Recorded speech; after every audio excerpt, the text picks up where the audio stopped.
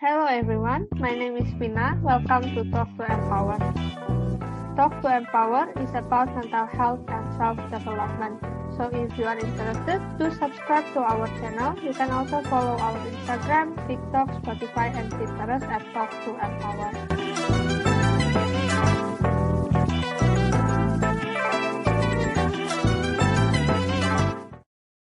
Now, we always heard the word confidence in our life and how it is important for future success. There are so many books and courses helping people to build confidence, like how can we be more confident? How can we define a person as being confident, measuring confidence as a formula for achieving success? If you are wondering about self-confidence and want to learn more, stay tuned to our podcast. We will hear more about self-confidence from the view of therapist Erin and a life coach Ervian. Now, if you say self-confidence, there is no way people haven't heard about self-esteem. When I heard about self-confidence, I often mix it up with self-esteem. From what I understand, the definition of these two words is pretty much the same. Or is it actually different? Let's hear from you guys. Is self-confidence the same as self-esteem?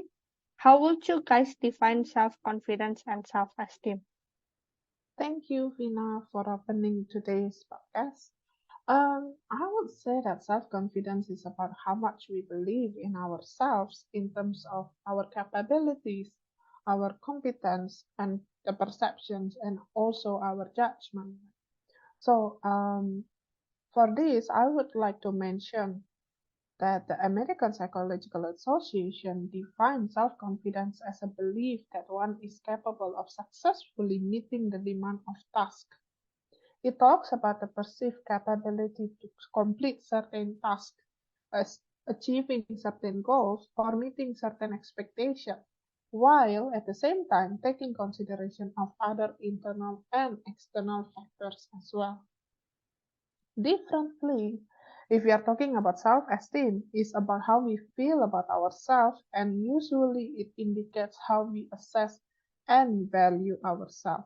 So self-esteem is shaped throughout the life experiences and relationship with people in the social environment. So to put it simply, self-esteem is about our sense of self, while self-confidence is about our faith in ourselves.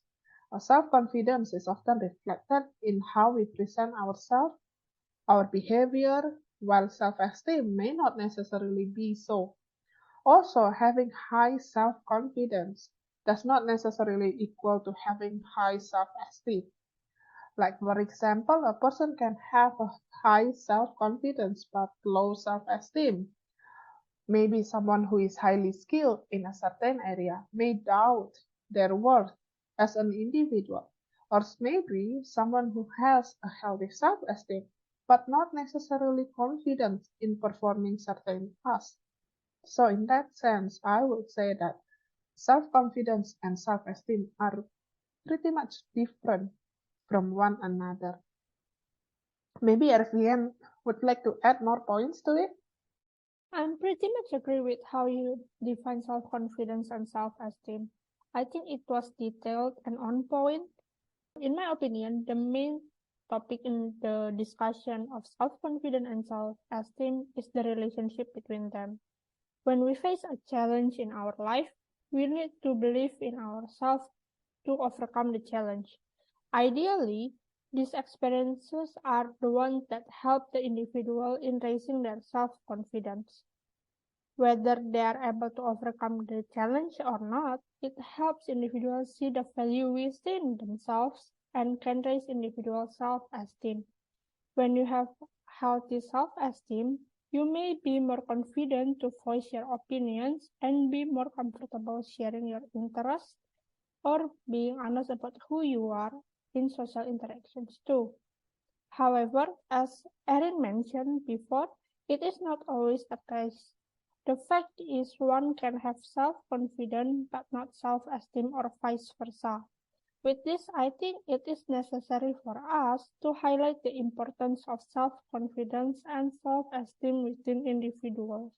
So what I can conclude is that self-confidence is different from self-esteem. Self-confidence is about we believe in ourselves, while self-esteem is about our sense of self. But they are related to each other. As both of you said, a person can have high self-confidence and low self-esteem, and vice versa. There can be internal factors and external factors affecting our confidence. And I wonder where actually confidence comes from. I found that this circumstance usually appears when individuals are focused on their goals, when they don't have a proper steps or plan to achieve their goals. They will be overwhelmed by the challenges they encounter, so they will feel intimidated. Therefore, it is necessary for individuals to get to know themselves, their strengths and their weaknesses, and create a plan to achieve their goals. As a coach, I believe individual self-confidence comes from their experiences. The confidence we have within ourselves is the process of learning through knowledge and experience. When we face challenges, they can be daunting and we will feel uncertain at first. Therefore, we need the courage to step out of our comfort zone and be willing to be vulnerable. It is important for individuals to have a proper plan in achieving their goals. Whether they are succeeding in overcoming their challenges or not, when individuals are open to learning, it will help individuals build self-resilience and self-awareness, which help increase their confidence later on. This confidence will help individuals to take the best course of action in order for them to achieve their goals.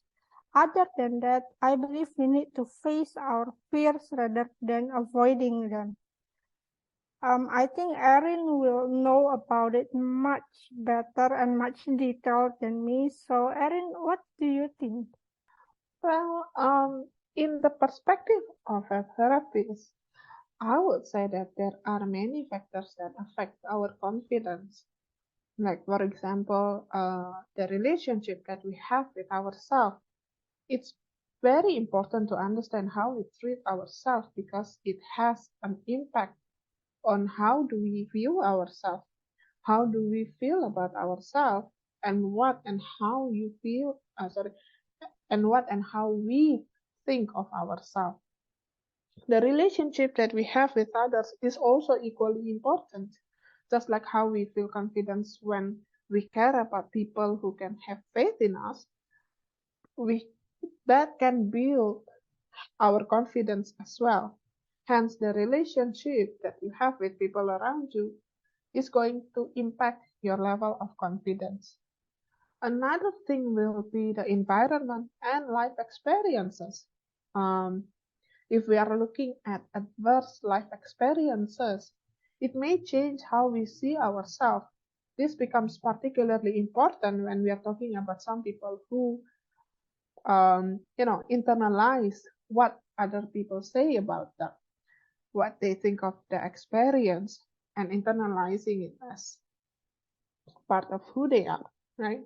So it will definitely change how we see ourselves, how we treat ourselves, and eventually how we assess our capability in overcoming challenges.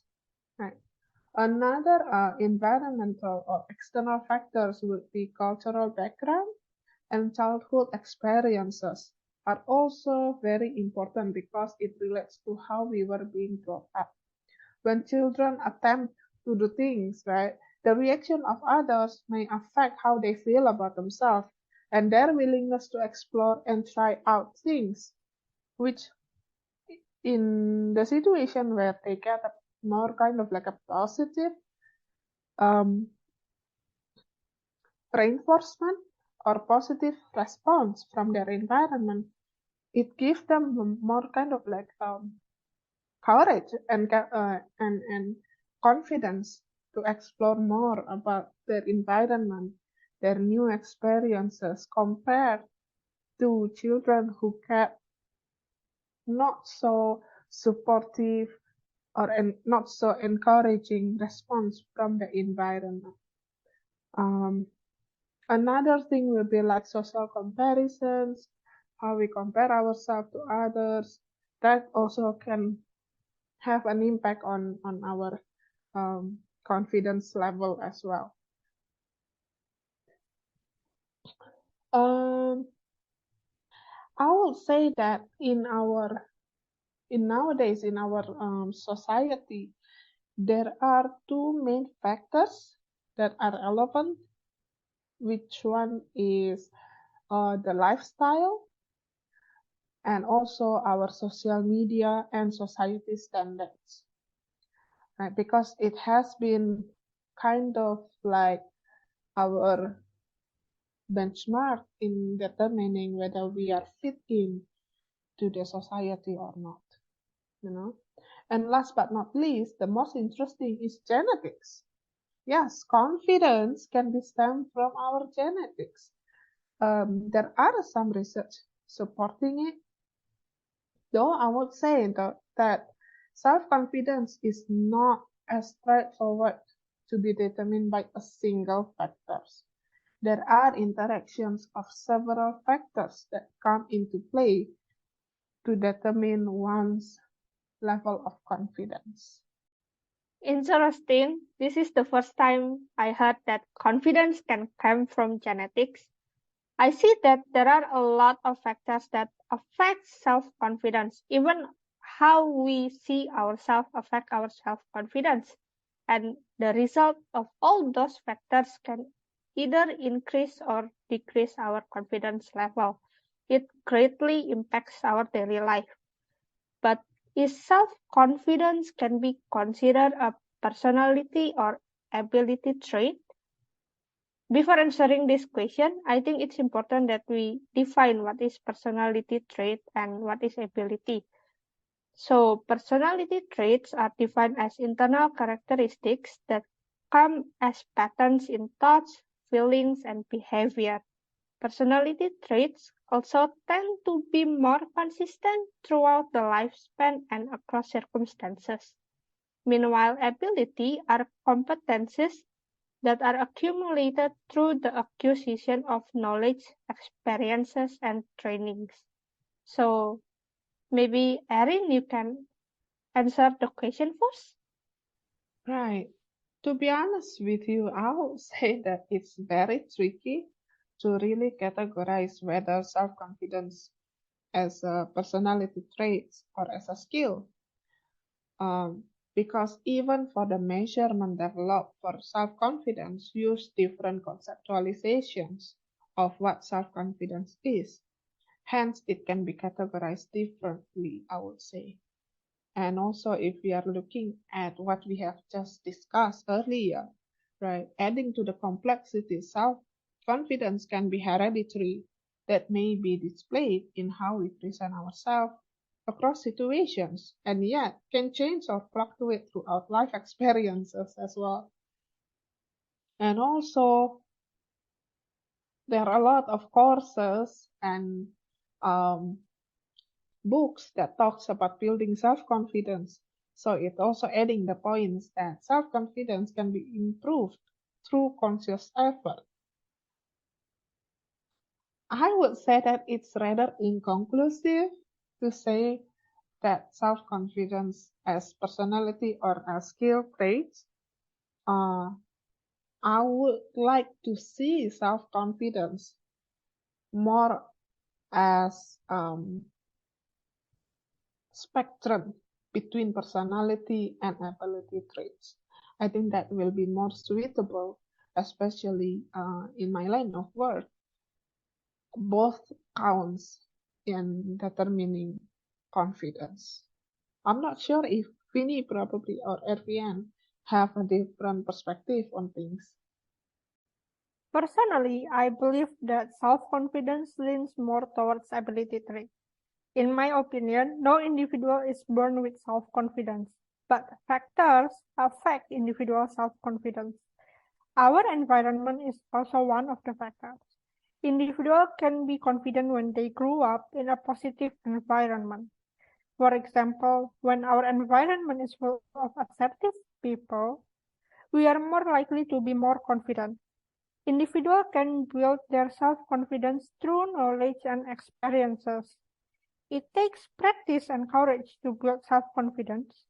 Building self-confidence can be started with small steps, such as our posture and gestures, and also understanding ourselves as learning our strengths and weaknesses, our mindset, and also our behavior. In a complex, dynamic world with continual disruption, your ability to adopt a growth mindset ensures you have the capacity to address roadblocks and explore and deal with challenging people and feedbacks. It allows individuals to see failure not as an imperfection, but as a learning opportunity to grow. Another thing that I want to highlight is that being confident doesn't mean that you have to be an extrovert. Many people misinterpret that being an extrovert means that they are confident. However, being introverted or extroverted doesn't have a relation with self-confidence.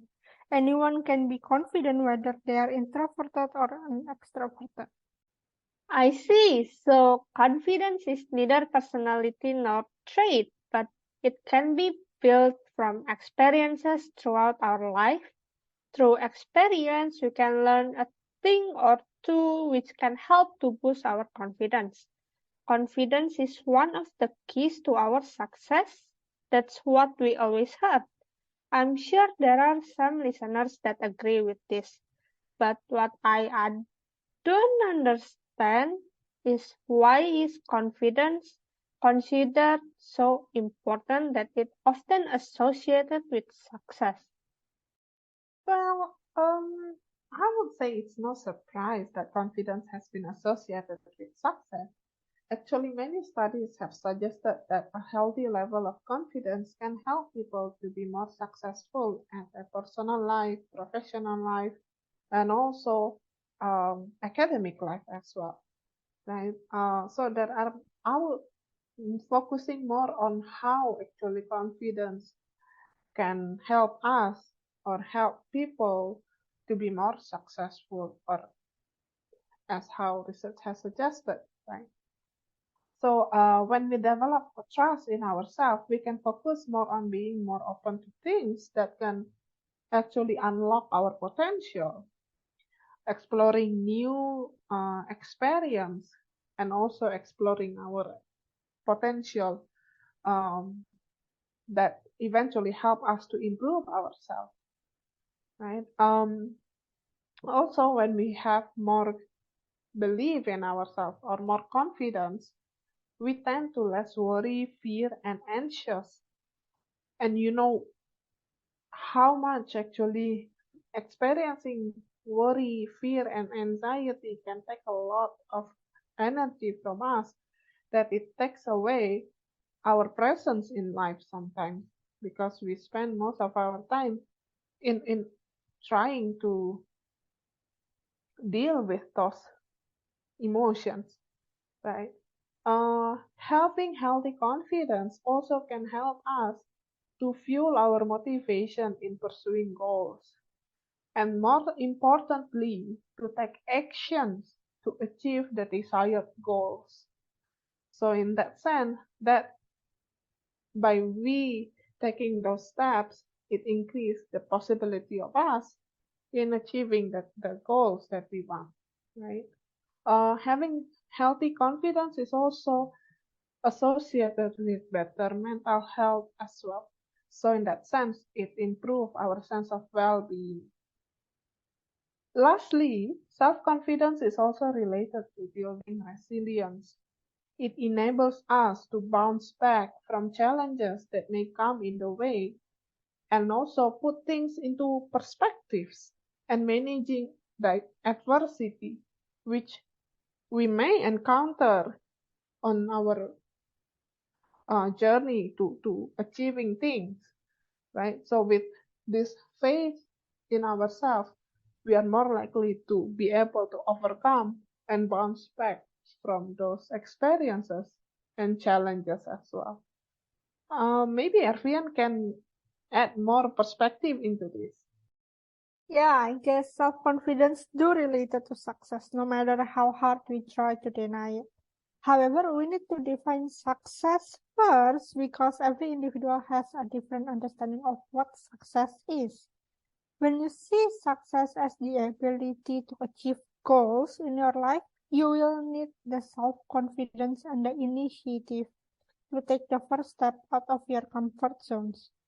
It's because self-confidence will help individuals to overcome their challenges in their life.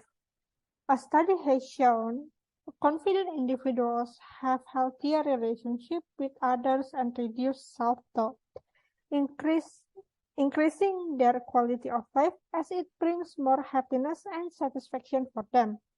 Low confidence can paralyze both your body and mind, resulting in individuals facing indecisions. When you have self-doubt, it will halt your steps, and you cannot take the initiative.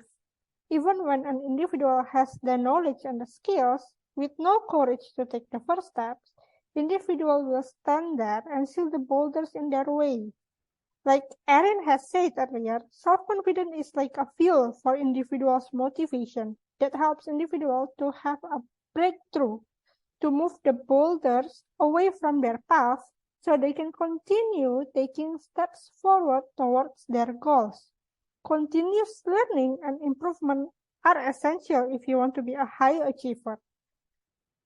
Moreover, individuals with low self-confidence focus more on their inner world, which are more prone to self-criticism and self-doubt, and are more exposed to loneliness and isolation. Loneliness and isolation reduce the chance of exposure to the outside world.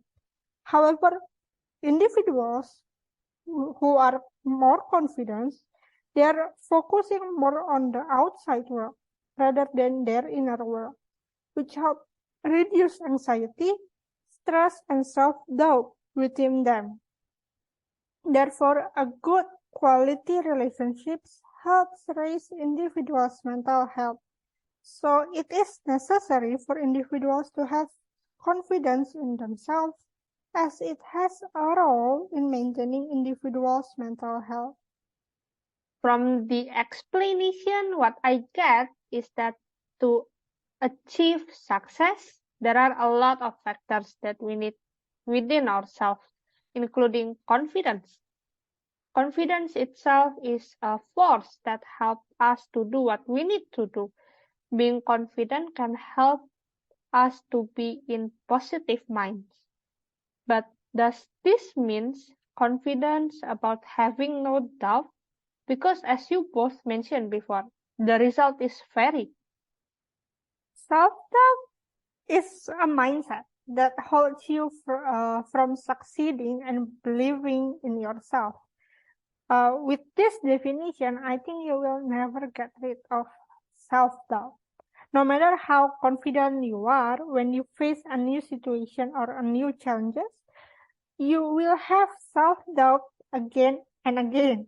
We must learn not to fear self-doubt, but to embrace it as a naturally occurring opportunity for growth and improvement. There are ways to work on your self-doubt.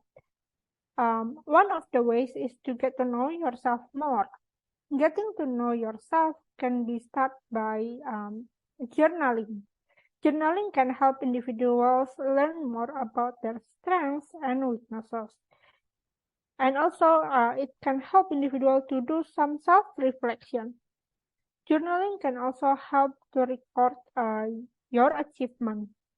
So individuals can have some reminder that they have the knowledge and the skill to overcome the challenges. How about you, Erin? What do you think regarding this question? I would say that I agree with you to some extent, Erwin, but the difference, the difference is the attitude toward doubt itself, right? And how it is being managed. Being confident does not mean that you won't have doubts, doesn't mean that you won't have fear, doesn't mean that you won't have any anxiety for things, right? But it's about how you manage it in a functional way and encouraging way. Well, I believe that each of our experience and feelings are trying to tell us something about ourselves and the situation. Therefore, it's important to acknowledge the doubt, the experience, and the emotion that comes with it, such as fear, the anxiety, right? And doubt is usually a response to the lack of information, either about ourselves or about the situation, which lead to uncertainty. What we do next upon experiencing doubt is what makes the difference between a person with healthy level of confidence and people with low level of confidence. For example, doubts can be beneficial in helping people to introspect their perspective and situation, and it may lead to enhanced performance. It informs us about what we might need to be more prepared for and what needs improvement. However, when it's handled in a self-sabotaging way, that is when it gets tricky and unhealthy for our confidence. It may paralyze us, manifest as anxiety, emotional instability, procrastination, low of motivation, and feeling lack of control over one's life, and so on. Right? So having said that, we need to take into account that there are various sources of doubt in individuals, and each of us can experience it differently that may be related to our life experiences. But we are not going to talk about it further because it's we can talk about it in another episode about it, right? So in a nutshell, I would say that being confident means that you are willing to explore and learn about the things that make you doubtful instead of shying away and avoiding them. That's, I would say, the difference between um, person with healthy level of confidence and person with low level of confidence in regards to doubts. Interesting. So, it's time to wrap up now. So, to summarize this podcast, maybe both of you can give tips to our listeners on how to be more confident. Um, I would say that there are a few tips, but before that, I would like to address some statement like "fake it till you make it." I think this is one of the most common tips for building confidence. As a therapist, I would like to have a deeper understanding of things.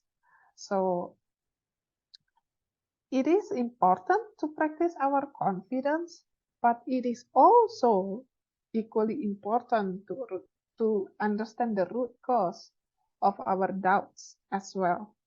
Doubts, fears, and anxieties are part of our experience as human, and it has its own purpose to protect us, possibly from potentially triggering or encountering adverse experiences such as shame and embarrassment, right? So, alternatively, rather than fake it till you make it, you can first accept your emotions, accept your fear, accept your doubt, and understand and face those emotions. That would be my first tip in developing self-confidence. Second is be present. Challenge yourself of those assumptions that you have in your mind about yourself, about people, about situations. Recognize that the past negative life experiences do not dictate your future, do not dictate the present moment. Third, allow yourself to be in the process of learning. Take risks and making mistakes. Those are parts of our experiences and our journey as well as humans, right? Fourth is build a better relationship with yourself and your body, such as working out, practicing self-confidence practices that you might have, recognize and emphasize your strengths, reward, and also compliment yourself for the effort and the progress that you've made or that you're going to make, right?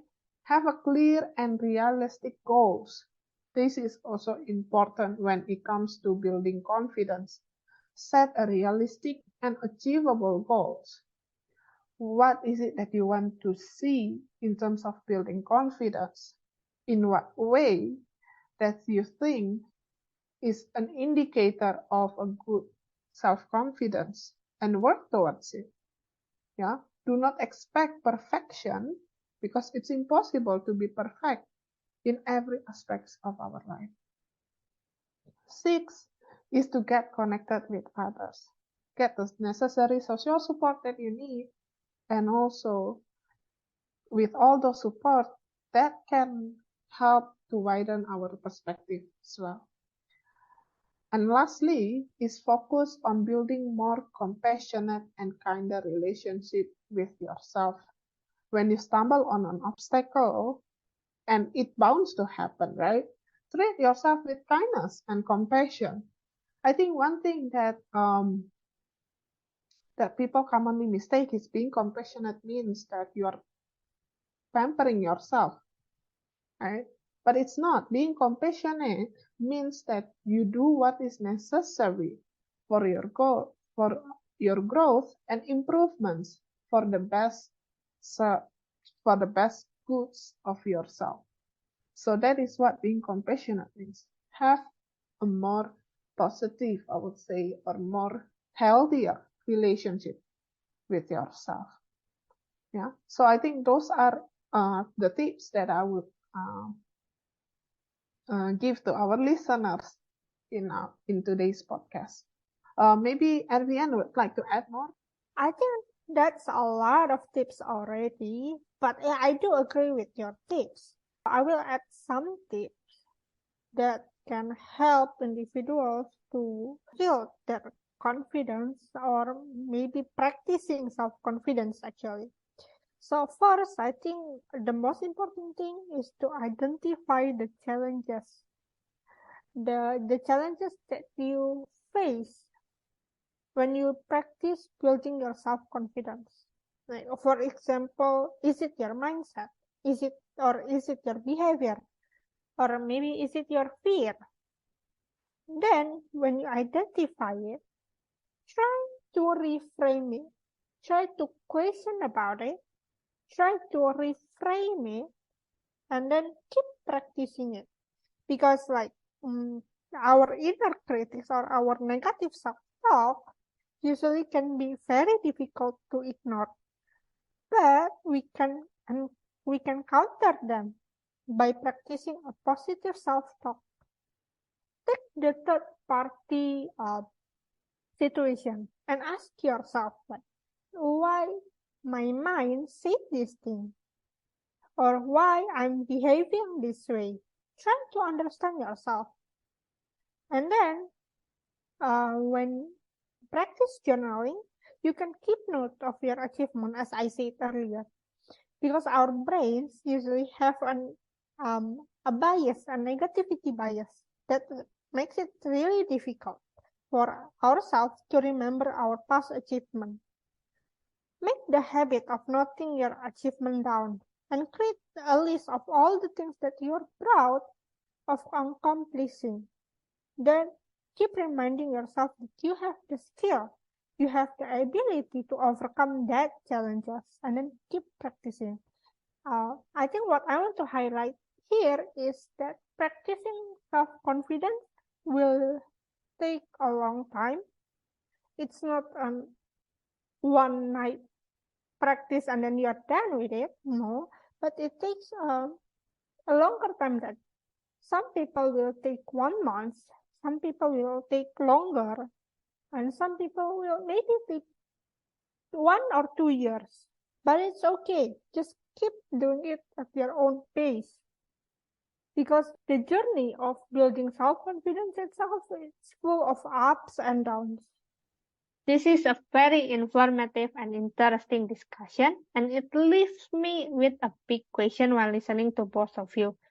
Self-confidence is said to come from experience, which then grows within ourselves. Some people do think that they need to get confirmation or acceptance from society to be more confident.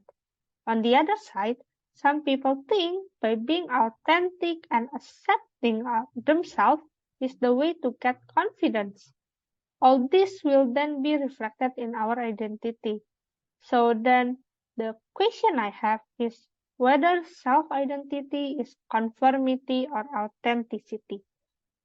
We will discuss this topic in the next episode. If you are curious too and don't want to miss out on our updates, do subscribe to our channel. You can also follow our Instagram, TikTok, Spotify, and Pinterest at TalktoEmpower. Leave us a comment on our social media if you have a question or would like us to discuss your topic of interest. Thank you for tuning in with us. See you in the next episode.